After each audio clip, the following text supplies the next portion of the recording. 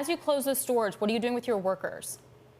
Right now, everybody's at home, and we're paying them. From an office standpoint, though, we've done staggered shifts. We've got people working from home. Some people are working in the office. Definitely, social distancing is happening in the offices, and some offices around the world we've closed. For example, in New York, we had a small office there, so that's closed, and everyone's working from home. So, Jerome, how long can you pay workers with these stores closed? I mean, what point are you going to have to sort of cut bait?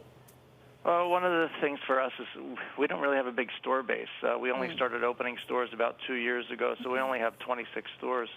The largest part of our business is transacted online. About 95% of everything we do is done through a click. So what have you noticed in terms of your online presence right now? Going into 2020, we had seen huge demand increases. We were running up double digits in demand. In the last 10 days, though, it's been extremely choppy. Some days down 10%, some days down higher. We're really not sure what to make of it yet. We do think that consumer demand obviously is off because people are concentrating on more important things for themselves, and we're just waiting to see what happens over the long run. So how do you kind of know what to do as a CEO in terms of how long you can sustain employees, in terms of how you model your growth? I mean, I understand if you don't have any guidance, but like you got to still be putting money to work to think about strategy. Part of it's, one of the great things about being older is that, you've managed through different crises. So we've managed through SARS and through the 08-09 crisis, and now we have this one. One of the first things is looking at what are the non-essentials.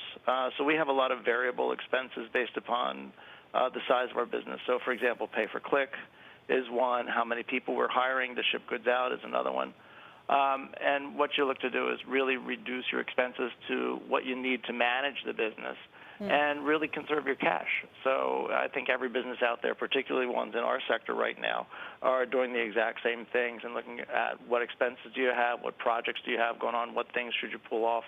And really you want to look at your absolute worst case scenario. And if it's better than that, that's great. But you need to look at what you think is the worst case possible. What's the worst case that you're modeling right now?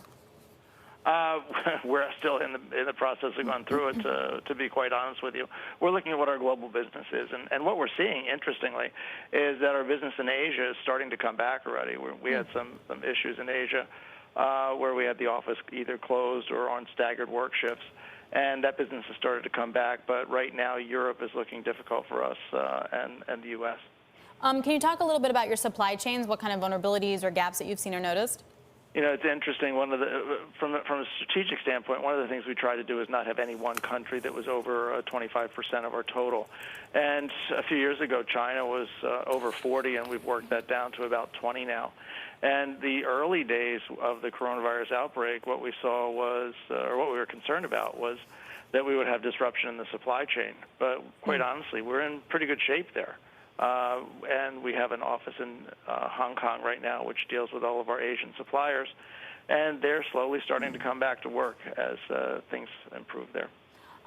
We've been talking a lot about how there are certain industries that are asking the government for a bailout or for aid.